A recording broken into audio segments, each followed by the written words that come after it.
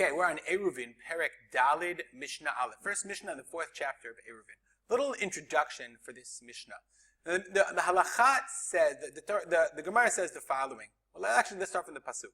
There's a pasuk in Shemot, Perek Tet Zayin Chavtet, the middle of the story of the man. And the Jewish people, they went out, they collected the man. Kadosh Baruch Hu gave them twice, double on Friday, and the first time they messed up, they didn't listen, and they went out on Shabbat itself. So Kadosh Baruch Hu got upset, and he says, Moshe, what's going on?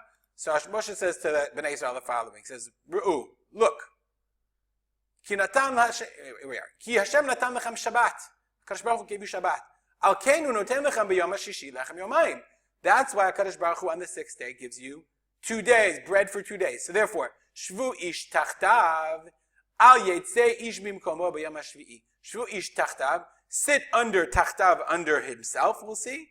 Al yetzei ish bimkomo, a person shouldn't leave mimkomo, from his place. Okay, don't leave from your place. B'yom hashvi'i. So the Gemara says the following. The Gemara in Eruvin Daf Nun Aleph Amud Aleph. So we know that if I live in, here we go, Yad Binyamin. Let's remove this square. Okay, let's just remove it for now. I live in Yad Binyamin, as we've learned before. Let's leave this for 1 second. We'll leave the Eruvin on the side. If I live in Yad Binyamin, as we've said before, I can go 2,000 amot in any direction. That's the din. So the Gemara wants to know, how do you know? Hani alpayim amah. So where is this idea of, where are they written, this 2,000 amot? De'tanya, we learned in a Braita, Shvu ish tachtav. Remember we saw on this, I put it in red, Shvu ish tachtav. Elu arba amot. This is something called arba amot. 4 amot. So the person has, no matter where he is, arba amot, the 4 amot around him belong to him. And then the rest of the pasuk, al yetzei ish bimkomo, the rest of the pasuk, elu alpayim amah. Don't leave from your makom, you have to stay in your makom. That's the 2,000 amot. And that's what's called a techum Shabbat. So from there we learn, in this part, we're going to focus here, the arba amot. That a person, if he finds himself in Reshut HaRabim, he's stuck. He has arba amot. This is what our Mishnah says. Mishi hotziu amin yad binyamin. Hotziu goyim. So the non-Jews come and they take me out and put me out into the wilderness. Oh, rachra'a. Some person becomes, he becomes enveloped with some evil spirit. He loses his mind or whatever. And he walks out into the wilderness. And then he realizes where he is. Ein lo ella arba amot. He only has arba amot. He has to stay within the arba amot. He's stuck in those arba amot until the end of Shabbat. Hechziru. So if the non-Jews brought him back, then then he's okay. Okay, that what the Bartunura says. Okay, and then the whole ear is like his arba amot, like it was originally. Aval, he says, yatsa lida'ato, if he went intentionally, even if they forced him back, okay, if they force him out and he comes back, then ein lo arla arba amot, he still only has his arba amot. So, if I get stuck out in the wilderness, this principle is ein lo ella arba amot. You have a arba amot about a 6 foot 2 meter radius, and that's as far as you can go on Shabbat. You have to stay there. Nitanuhu badir o besahar. Let's say they go and take him out, and they put him in a deer or a sahar. We have this picture before. A deer is the enclosure in the field. A person would enclose in the field so the animals would fertilize it. A sahar is just a pen of animals. Meaning the non-Jews came and they took him into an enclosed area. Okay? Rabban Gamliel, Rabbi Elazar ben Azariah, Omri Mahalechet Kula. Rabban Gamliel and Rabbi Elazar ben Azariah say you can walk the whole thing. You're in an enclosed area.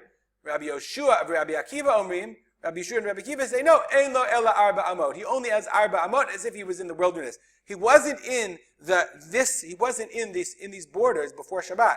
So therefore, Rabbi Akiva and Rabbi Yoshua say these borders are not meaningful to him on Shabbat itself. He didn't make shvita in this enclosure, so therefore it's not meaningful to him on Shabbat when they moved him into it on Shabbat itself. Let's look at the Bartanura. This is what we said: the kevan de lo Shabbat ba'avriya mechitzot. Since he didn't begin Shabbat in these mechitzot, miba'od yom before Shabbat, lo ma'ani le mechitzot. The mechitzot don't work. Bartanura gives another explanation. You can pause right here and read it if you like. We'll continue. The Mishnah says, Ma'aseh, very interesting story. Ma'aseh sheba'u mifrandisin. Bifliga svinata bayam. The Chachamim were coming from Frandisin. We'll see what Frandisin is in a second. And the svina and the boat left. They got onto the boat Erev Shabbat, and then the boat left, and they're traveling on Shabbat. Rabbi Gamliel, Rabbi Lezer ben Azariah, hilchu et kula. Rabbi Gamliel and Rabbi Lezer, they walked the whole boat. Rabbi Yoshua, Rabbi Akiva, lo zazu me arba amot. Rabbi Yoshua and Rabbi Akiva, they didn't want to move at all. Shiratzu lahachmir al atzman. They wanted to be machmir, meaning they made their shvita on the boat from before Shabbat, and then the boat moved, and now they're in Rishut Rabim. The boat is moving in the ocean, and so they're in Rishut Rabim. So Rabbi Yoshua and Rabbi Akiva didn't want to move. Why? The Bartuner explains, based on the Mishnah, Shiratzu lahachmir tatzman. They wanted to be machmir. Okay? 1 second. Why did Rabbi Gamliel and Rabbi Lezer ben Azariah walk the whole thing? Even though the boat left on Shabbat and they went outside the techum, it's like they're in a deer.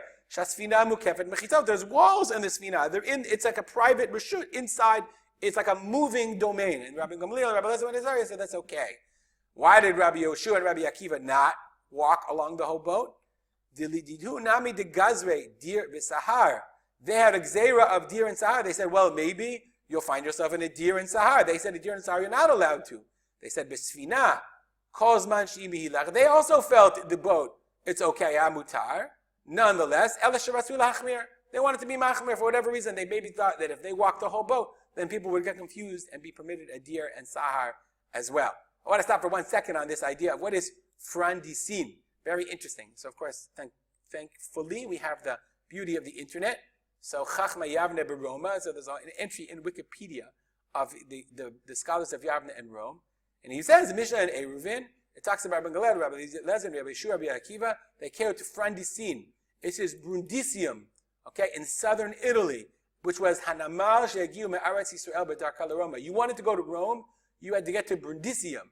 What is Brundisium? It's Brundisi. And that's why we have Google Maps. Brindisi today is a port on the sea. Okay, let's go out. Here's Italy. If you wanted to get to Rome, you had to travel. You would travel from Yavne, from Israel. They took a boat through the Mediterranean Sea. They would port in Brindisi, and then I guess they would travel by land from there to the trip to Rome.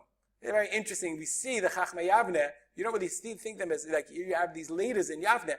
They, for whatever reason, they had to travel to Rome on very important business, on Eretz Yisrael business. They would travel to Rome, poured in Brindisi, and I guess this was on the way back. They were traveling Maaseh Shabbat Mi Prentisin. They were on the way back, and the boat leaves when the boat leaves. So they got on the boat before Shabbat, and now they're stuck on the boat on Shabbat. So we see the halachot of traveling and the issues of Shabbat aren't just relevant in our times. Our hotel keys and all kinds of interesting things. They were very relevant for Chazal as well. We'll stop here. As always, if you have comments or questions, email me at arspolter@gmail.com. I will dedicate our learning to the memory of my father, Rav Simcha ben Yitzchak Kalman. Have a great day.